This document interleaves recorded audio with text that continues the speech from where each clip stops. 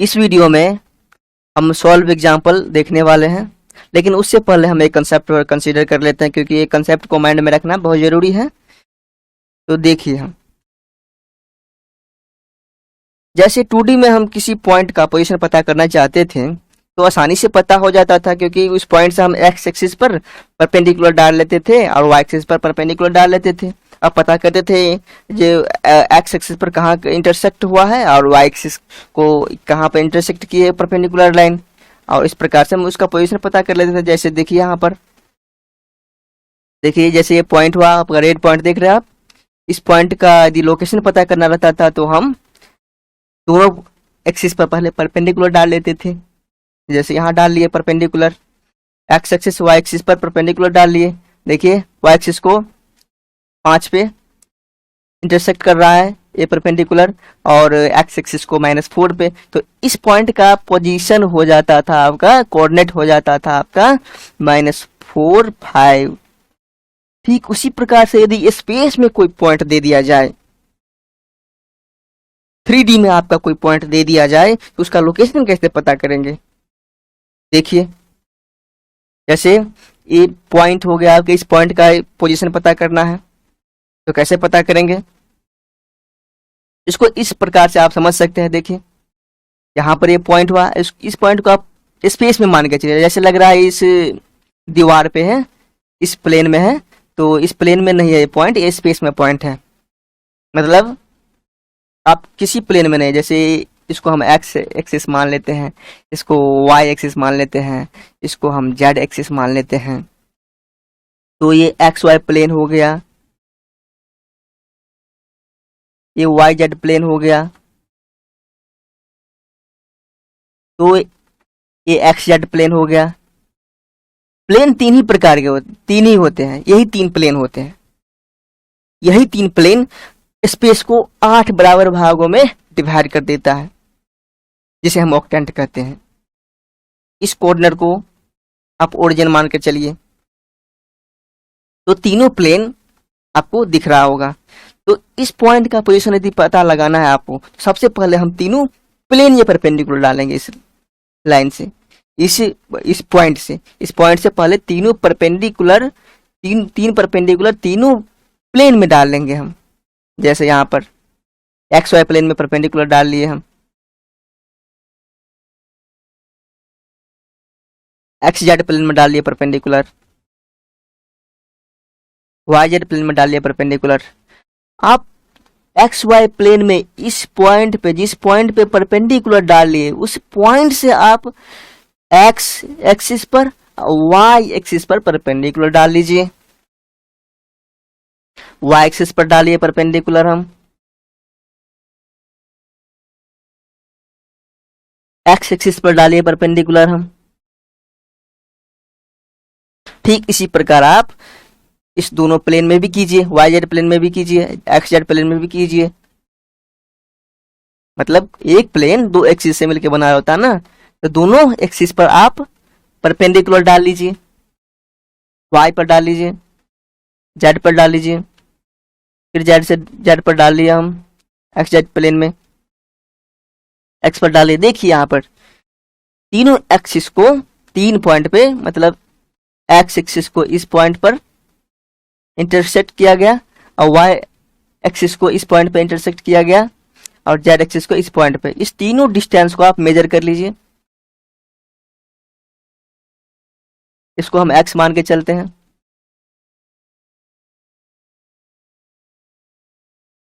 इसको y मान के चलते हैं, इसको z मान के चलते हैं। तो इस प्रकार इस पॉइंट का कोऑर्डिनेट हो गया x y z। तो 3 डायमेंशन में किसी पॉइंट का पोजीशन कोऑर्डिनेट इस प्रकार से आप निकाल सकते हैं। इस बात को माइंड में रखिएगा हमेशा। तो चलिए हम अब सॉल्व एग्जांपल स्टार्ट कर लेते हैं। देखिए फर्स्ट सॉल्व एग्जांपल को देखिए आप, dr से dc निकालना है, तो इसको ये तो बहुत आसान है। dr आपका हो गया 2 - 6 3। dc निकालने के लिए आप इस प्रकार के एक्सप्रेशन को सबसे पहले फाइंड कर लीजिए।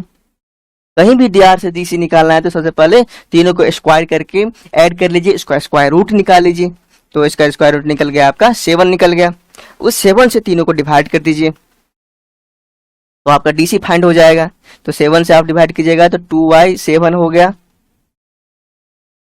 माइनस 6y7 हो गया और 3y7 हो गया। यही आपका डीसी निकल गया। ठीक, ओके। नेक्स्ट क्वेश्चन देखिए, यहाँ पर 3 वेक्टर दिया गया है, तीनों वेक्टर्स का अब डीसी निकालना है। देखिए कोई भी वेक्टर से यदि दिया रहे तो उसका स्केलर कंपोनेंट ही उसका डीआर होता है। और टीआर से डीसी कैसे निकालते हो तो अभी पिछले प्रीवियस क्वेश्चन में आप देख ही चुके हैं। तो फर्स्ट क्वेश्चन का डीआर हो गया, फर्स्ट वेक्टर का डीआर हो गया 2 1 माइनस 2 सॉरी 2 1 माइनस 2। दूसरा वेक्टर का हो गया आपका डीआर -1 0 -1, क्योंकि यहाँ पर जे टर्म गायब ही है। तो जे टर्म गायब होने का मतलब है जे टर्म के पीछे 0 है, तो यहाँ -1 0 -1 हो गया।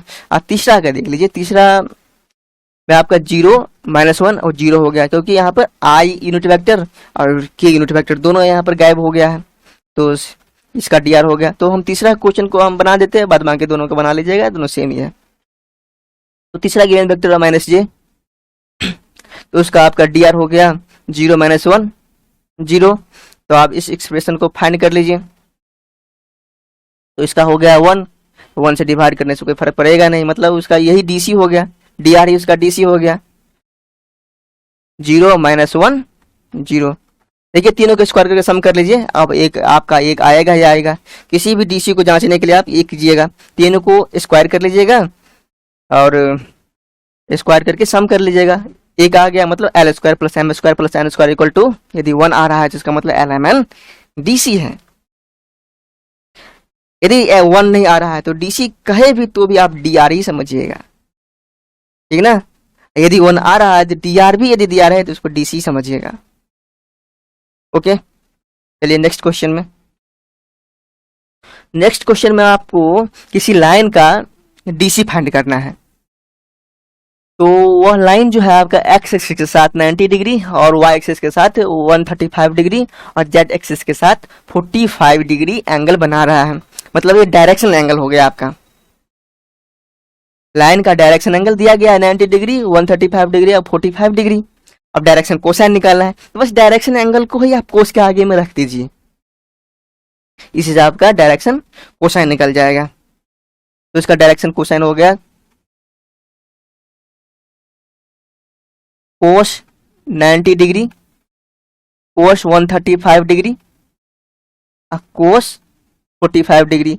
अब तीनों को फाइंड कर लीजिए। कोस 90 हो गया आपका 0, कोस 135 हो गया आपका क्या 18 सेकेंड क्वाड्रेंट में हो गया तो नेगेटिव तो होगा ही होगा, और 180 से 45 डिग्री कम है तो 45 डिग्री का हो गया 1/√2, तो कोस 45 का हो गया 1/√2। इस प्रकार से आप इसका डीसी फाइंड कर लिया। आप जैसे कि इसको भी आप देख लीजिए, तीनों का स्क्वायर कर लीजिए, उसको सम कीजिए कि एक आएगा 1/√2 का स्क्वायर कीजिएगा तो 1/2 आएगा, इसका भी 1/2 आएगा और 0 तो 0 होता है। दोनों का तीनों का ऐड करिए कीजिए 1/√2 0, तो 1 आ गया ना, इसका मतलब डीसी हो गया ना। तो इस प्रकार से आप डीसी को इस प्रकार से आप चेक कर लीजिएगा। Okay, next question. तो चौथा क्वेश्चन में आपको ये प्रूफ करने के लिए बोला जा रहा है, जबकि alpha beta gamma direction angle दिया गया है, alpha beta gamma direction angle दिया गया है, मतलब एक्स एक्सिस के साथ अल्फा, वाई एक्सिस के साथ बीटा और जेड एक्सिस के साथ गामा एंगल बना रहा है वो लाइन। तो इस इक्वेशन को प्रूफ करना है। देखिए इक्वेशन इसका डीसी क्या होगा, इस लाइन का डीसी क्या होगा, cos alpha cos beta cos gamma. और किसी भी डीसी के लिए और एनी डीसी के लिए एक कंडीशन होता है, तीनों को स्क्वायर कर लीजिए तो एक तो आएगा ही आएगा, स्क्वायर का सम मतलब जोड़। तो यहाँ पे देखिए एल की जगह पर कोस अल्फा और एम की जगह पर कोस बीटा और एन की जगह पर कोस गामा है। तो cos square alpha cos square beta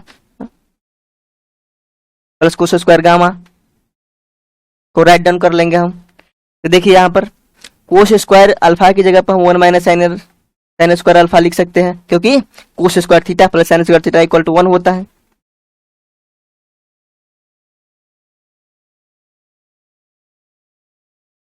अब तीन बार एक आ रहा है तो तीनों को ऐड कीजिएगा तो 3 हो जाएगा, और minus sine square alpha minus sine square beta minus sine square gamma equal to 1। तो इस प्रकार से आप कोस्टेंट वाले टर्म को एक तरफ रख लीजिए, बिन कोस्टेंट वाले को एक तरफ रख लीजिए। तो 3 माइनस 1 2 हो गया, 2 equal to sine square alpha plus sine square beta plus sine square gamma. यही प्रूफ करना था।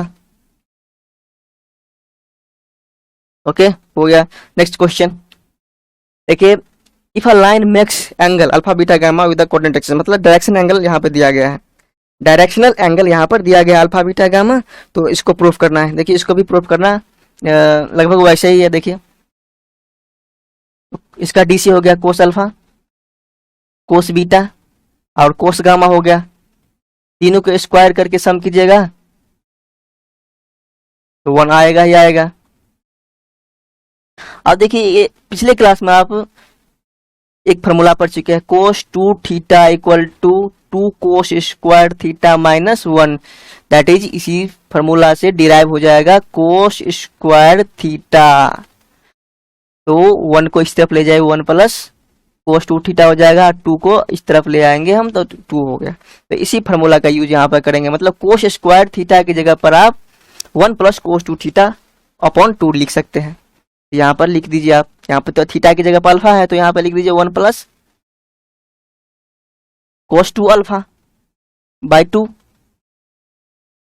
1 plus cos 2 beta by 2 plus 1 plus cos 2 gamma by 2। अब दोनों तरफ 2 से आप मल्टीप्लाई कर लीजिए। ओके, तो यहाँ हो गया आपका 3 plus cos 2 alpha cos 2 beta, क्योंकि 3 बार एक आ रहा है ना, तीनों को ऐड कीजिएगा 3 हो जाएगा। 2 आप कोस्टेंट वालों की एक तरफ कर लीजिए, बिन कोस्टेंट वालों की एक तरफ कर लीजिए। तो cos 2 alpha plus cos 2 beta cos 2 gamma equal to -1। तो प्रूफ हो गया ना। Okay, next question, find the DC of a line. एक लाइन का डीसी फाइंड करना है जो इक्वल एंगल्स बना रही है, इक्वल एंगल्स तीनों एक्सिस के साथ बना रही है। मतलब मान लीजिए तो इक्वल एंगल जो है, let the equal angle be alpha, मतलब तीनों के साथ अल्फा ही बन रहा है, मतलब इसका डीसी जो होगा मतलब एल एम एन जो होगा तीनों इक्वल होगा, और तीनों इक्वल किसके बराबर होगा, कोस अल्फा के बराबर होगा। मतलब इसका डीसी हो गया आपका cos alpha cos alpha cos alpha. Okay ना, तो देखिए फॉर एनी डीसी के लिए क्या होता है, कोस स्क्वायर अल्फा मतलब L square plus M square plus N square equal to 1। तीनों सेम चीज है यहाँ पर, इसका मतलब तीनों का 3 हो जाएगा, 3 cos square alpha equal to 1। तो cos square alpha equal to 1/3 और कोस अल्फा का वैल्यू हो गया प्लस माइनस, क्योंकि यहाँ क्वाड्रेटिक इक्वेशन है ना, इसलिए कोस अल्फा का 2 वैल्यू आएगा 1/√3 प्लस माइनस में। तो एक बार आप टेकिंग पॉजिटिव साइन के ले लीजिए और टेकिंग नेगेटिव साइन ले लीजिए, मतलब एक बारी बारी से दोनों साइन का यूज कर लेंगे। तो इसके प्रकार से डीसी हो गया। जब पॉजिटिव साइन लीजिएगा तो इसका डीसी हो जाएगा 1/√3 1/√3 1/√3। टेकिंग नेगेटिव साइन, यदि नेगेटिव साइन लीजिएगा तो इसका डीसी हो जाएगा -1/√3 -1/√3 -1/√3। इस प्रकार से हम डीसी निकाल लिए, मतलब 2 डीसी काम करेगा इसमें। ये भी हो सकता है प्लस वाला भी, नेगेटिव वाला भी हो सकता है, माइनस वाला भी हो सकता है। तो नेक्स्ट क्वेश्चन देखिए, एक लाइन जो है वो एक्स एक्सिस के साथ 60 डिग्री का एंगल बना रही है, वाई एक्सिस के साथ 45 डिग्री का एंगल बना रही है। तो जेड एक्सिस के साथ कितना डिग्री का कोण बना रही है हमें फाइंड करना है, ठीक ना। तो इसका डीसी, वो जिस एंगल को फाइंड करना है उस एंगल को हम मान लेते हैं तो रिक्वायर्ड एंगल, जिस एंगल मतलब रिक्वायर्ड का मतलब जो एंगल हमें फाइंड करना है, मान लेते हैं रिक्वायर्ड क्यू है यहाँ पर, रिक्वायर्ड एंगल बी गामा मान लेते हैं क्योंकि जेड एक्सिस के साथ है तो इसको हम गामा मान लेते हैं। तो इसका हो गया डीसी, आपका डीसी क्या हो गया, क्योंकि डायरेक्शनल एंगल यहाँ पर क्या हो गया, डायरेक्शनल एंगल हो गया 60 डिग्री, 45 डिग्री और गामा। तो इसका डीसी जो हो गया आपका, इस लाइन का डीसी cos 60 cos 45 और cos गामा। तो cos 60 डिग्री का मतलब 1/2, 45 का मतलब 1/√2 और cos गामा तो cos गामा है ही, मतलब L का वैल्यू 1/2 और M का वैल्यू 1/√2 और N का वैल्यू cos गामा है। वी नो दैट, हम जानते हैं किसी भी डीसी के लिए, we know that L square plus M square plus N square equal to 1। तो L हो गया आपका 1/2, तो 1/2 का स्क्वायर हो गया आपका 1/2 का स्क्वायर, 1/√2 का स्क्वायर और कोस स्क्वायर गामा हो गया। तो देखिए, तो cos square gamma equal to क्या हो गया, इस दोनों का स्क्वायर कर लीजिए और इस तरफ रख दीजिए राइट हैंड साइड, तो 1 माइनस हो गया 1/4 1/2, ठीक है। तो इसको सम कर लीजिए आप, तो एलसीएम हो गया 4, 4 माइनस 1 माइनस 2 मतलब 1/4 आ गया। तो कोस स्क्वायर गामा के वैल्यू यहाँ पर 1/4 निकल गया, कोस स्क्वायर गामा का वैल्यू 1/4 निकला, मतलब कोस गामा का वैल्यू कितना हो गया, कोस गामा का वैल्यू प्लस माइनस 1/2, ठीक। तो यहाँ पे एक्यूट एंगल निकालना है, इसलिए नेगेटिव साइन नहीं लेंगे क्योंकि नेगेटिव साइन लेने का मतलब हुआ सेकंड क्वाड्रेंट में आपका 90 डिग्री से ज्यादा होता है, तो वो तो हो गया आपका एक्यूट एंगल नहीं हुआ वो आपका, इसलिए हम सिर्फ पॉजिटिव साइन लेंगे, positive sign taking positive sign. तो cos gamma equal to 1/2 implies that gamma equal to 5/3 radian, मतलब 60 डिग्री निकल गया आपका। तो इस प्रकार से जेड एक्सिस के साथ 60 डिग्री का कोण बन रहा है, रिक्वायर्ड एंगल यही था, इसी एंगल को फाइंड करना था, रिक्वायर्ड एंगल। ओके, तो 7th क्वेश्चन हो गया और नेक्स्ट क्वेश्चन देखते हैं। Find the DC of the vectors, एक वेक्टर्स दिया गया उसका डीसी निकालना है। देखिए वेक्टर्स के लिए सबसे पहले डी आर निकालना पड़ेगा, डी आर तो कुछ नहीं 6 2 और -3 हो गया, तो डी आर हो गया इसका 2 -3 और इस एक्सप्रेशन को आप फाइंड कर लीजिए 6 स्क्वायर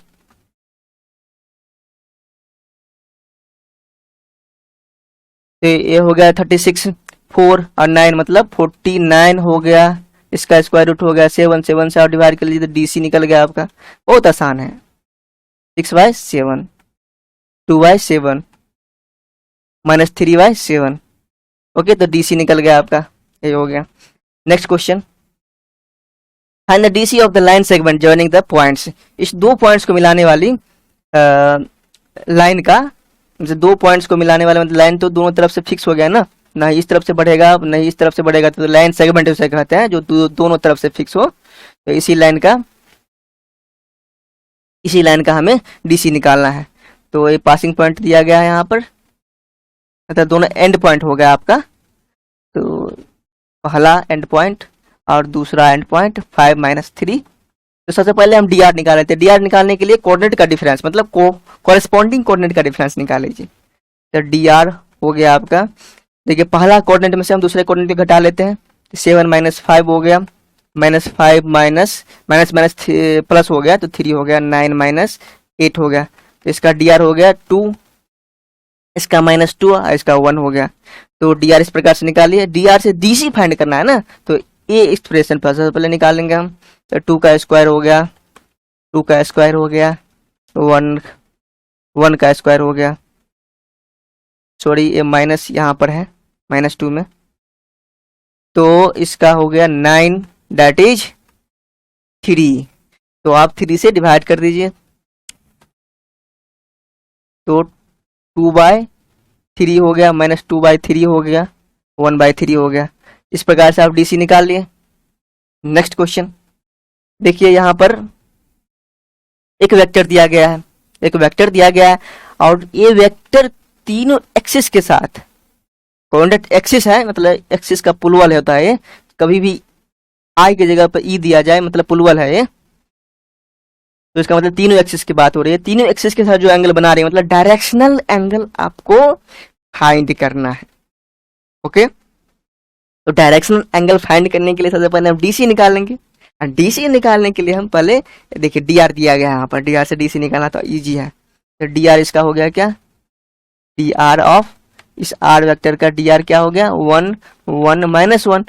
और डीसी निकालने के लिए आप इस एक्सप्रेशन को फाइंड कर लीजिए, प्लस का स्क्वायर कीजिए चाहे माइनस का स्क्वायर कीजिए सेम ही होता है, तो √3 हो गया। अब डीसी फाइंड करना है, तो डीसी निकालने के लिए तीनों में आप डिवाइड करिए 1/√3 1/√3 और -1/√3। ओके, तो डीसी निकल गया आपका। तो ये डीसी निकालने के लिए हमें डायरेक्शन एंगल निकालना है, डायरेक्शन एंगल हमको निकालना है। तो देखिए डीसी का मतलब ये कोस अल्फा आप निकाल लिए, कोस बीटा निकाल लिए, कोस गामा निकाल लिया आप। अल्फा जो है आपका एक्स एक्सिस के साथ एंगल बता रहा है और बीटा को हम वाई एक्सिस के साथ जो एंगल बनता है उसको डिनोट करते हैं, और गामा को हम जेड एक्सिस के साथ जो एंगल बनता है मतलब डायरेक्शन एंगल हो गया। इसी अल्फा बीटा को हमें फाइंड करना है। तो देखिए अल्फा बराबर कितना हो गया, यहाँ लिख लेते हैं कोस अल्फा इक्वल टू, यहाँ पर कोस अल्फा की जगह 1/√3 है, तो अल्फा बराबर हो गया, हैंस लिख दीजिए यहाँ पर, हैंस होता है अल्फा का वैल्यू हो गया आपका कोस इनवर्स 1/√3 और बीटा का हो गया कोस इनवर्स 1/√3 और गामा का हो गया, एंड गामा मतलब जेड एक्सिस के साथ जो एंगल बन रहा है कोस स्क्वायर -1/√3। कोस इनवर्स -1/√3 की जगह पर आप पाई माइनस कोस इनवर्स 1/√3 भी लिख सकते हैं आप, क्योंकि फॉर्मूला होता है आपका जो cos inverse minus theta equal to pi minus cos inverse theta. इस फॉर्मूला के यहाँ पर देखिए cos inverse minus theta equal to pi minus cos inverse theta. इस प्रकार से इस फॉर्मूला का यूज करके आप कर सकते हैं। तो अल्फा बीटा गामा इसी तीनों डायरेक्शनल एंगल हमको फाइंड करना था, यही तीनों डायरेक्शनल एंगल फाइंड करना था। मतलब ये वेक्टर जो है आपका एक्स एक्सिस के साथ इतना एंगल बना रहा है और वाई एक्सिस के साथ ये बीटा एंगल बना रहा है और जेड एक्सिस के साथ ये पाई माइनस कोस इनवर्स 1/√3 एंगल बना रहा है। नेक्स्ट क्वेश्चन देखिए 11th नंबर क्वेश्चन देखिए, find the angle between the lines. दोनों लाइन के बीच में आपका जो एंगल बन रहा है वो एंगल फाइंड करना है। तो दोनों लाइन का आपका डीसी दिया गया है, सॉरी डीआर दिया गया है यहाँ पर 1 2 2, पहला लाइन का डीआर हो गया, दूसरा लाइन का डीआर 3 2 -6 है। ठीक, दोनों के बीच में एंगल मान लिया जाए थीटा बन रहा है, लेट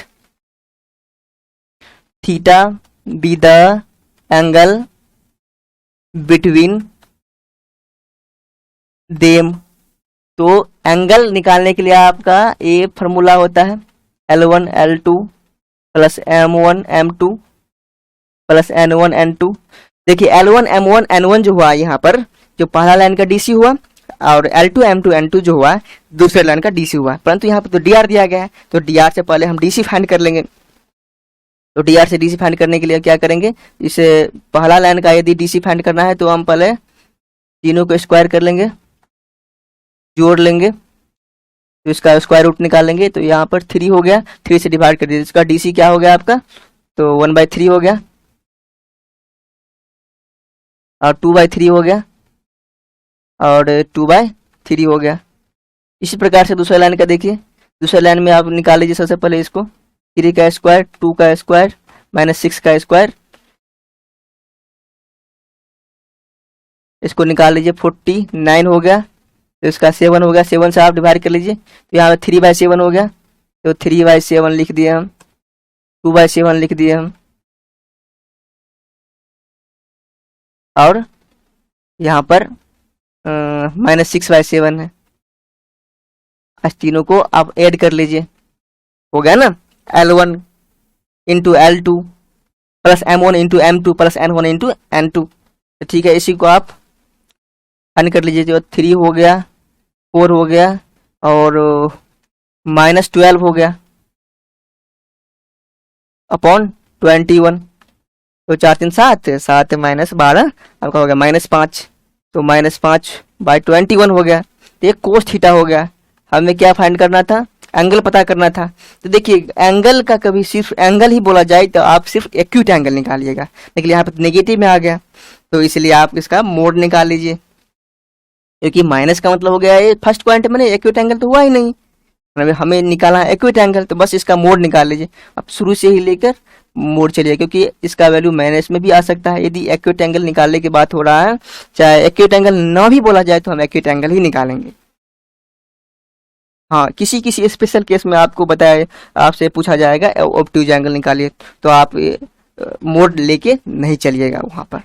नहीं के लिए आपको यदि ऑब्ट्यूज एंगल निकालने के लिए नहीं बोला जा रहा है तो आप हमेशा मोड लेके चलिएगा, ठीक। तो यहाँ पर आपका 5/21 आ गया। तो थीटा बराबर implies that theta equal to cos inverse 5/21।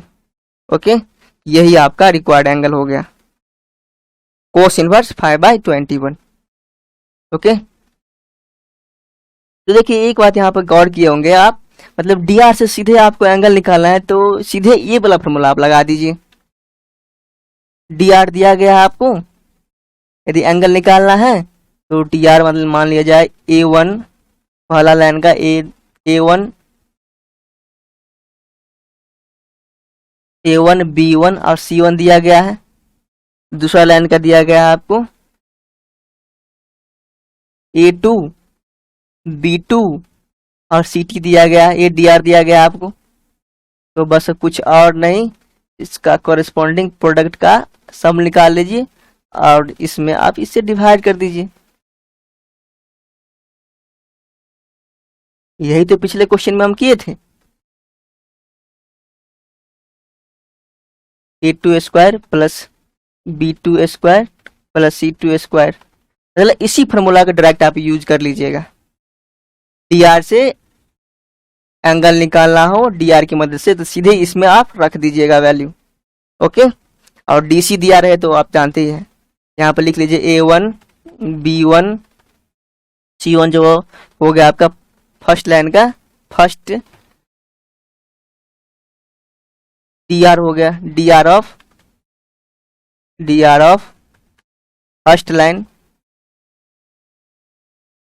A2 B2 और C2 जो हो गया DR ऑफ सेकेंड लाइन।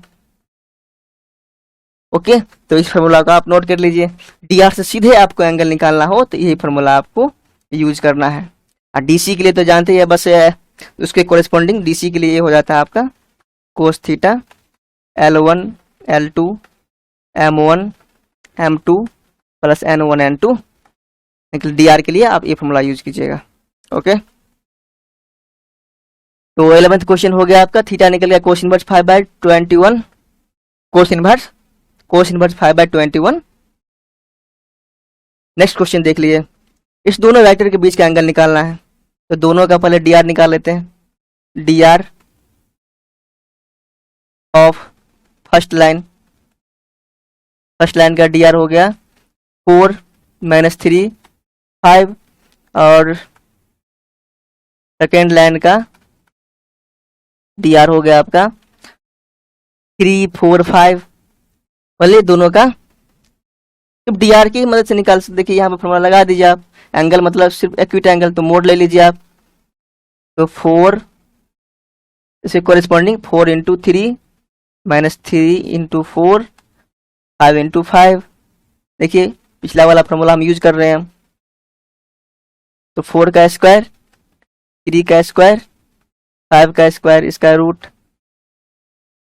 और 3 का स्क्वायर सेकेंड वाले dr का यूज कर रहे हैं हम।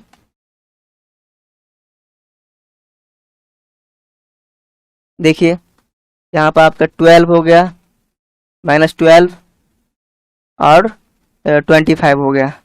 नीचे देखिए आप, यहाँ पे हो गया 16 9 और 25 हो गया।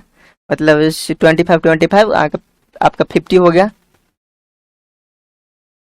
यहाँ पर देखिए आप ठीक वही कहानी यहाँ पर भी है। तो 50 हो गया, तो इसका हो गया आपका 12 तो कैंसिल ही हो गया। तो 25/50 हो गया। ये तो पॉजिटिव पहले से है, तो इसे मोड का कोई असर नहीं होगा, क्योंकि बीन का असर सिर्फ सांपों पे होता है, भैंस पे तो होता नहीं। इसलिए यहाँ पर मोड का कोई असर नहीं पड़ेगा, पॉजिटिव है अंदर में तो। ठीक, तो 1/2 हो गया। तो कोस थीटा का वैल्यू 1/2 आ गया। इसका मतलब थीटा का वैल्यू π/3 रेडियन, मतलब 60 डिग्री। रेडियन में लिखिएगा तो π/3 और डिग्री में लिखिएगा तो 60 डिग्री। तो यही आपका दोनों वेक्टर के बीच के एंगल हो गया, रिक्वायर्ड एंगल। मतलब जिस एंगल की हमें जरूरत थी वो एंगल फाइंड हो चुका है। Next question,